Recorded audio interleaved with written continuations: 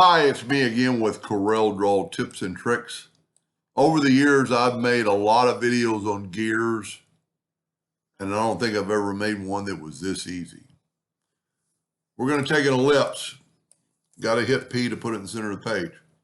We're going to take a polygon with 6 sides, make it about that big, but we need to rotate it 30 degrees. Now, one thing you need to do when you do something like this, you see you're starting at 30 degrees. You could do the math, but just take your smart fill tool and fill it in. And now you have a new object that is at 0. So now we're going to take this and left click, right click. I'm going to hit P, put it in the center of the page. I'm going to go ahead and hit T. It doesn't do it justice or the right way. We want that point on that ellipse. So I'm going to grab that 4-sided cross, holding down the control button and have it locked to there. Now I'm going to control D, alternate C, which puts the rotation in the center, and we're going to rotate it 30 degrees. Now I'm a little bit big, so let's make our, if we hold down the shift key, well, we could do 2 things. Let's make it don't even have to do that. Let's make it 75% of the size. Now hold down the control button to get it so that way it's still top dead center. Control D, alternate C, which puts the rotation in the center, and rotate it 30 degrees. That's about right.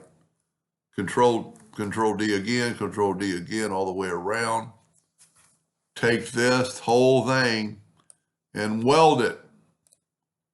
And then take an ellipse, and this is why I like working in the center of the page, and hit P, and you know what? Something must have moved, but that doesn't look right.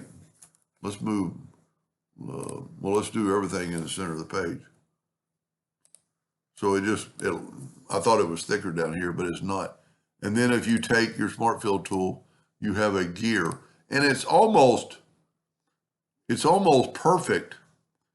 As far as a real gear, because if we, okay, here's a good smart fill it again, then move that out of the way, and then that way everything's all in one piece. And we can delete that, and then left click, right click. I'm going to make a duplicate, and I'm going to make the duplicate red, just so we can see it.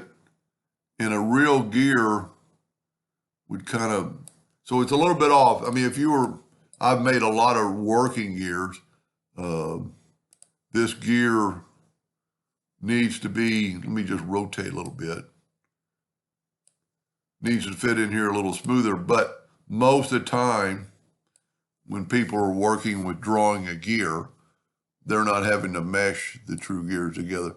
This gear might actually even work, but there's a lot of gear programs out there to make gears.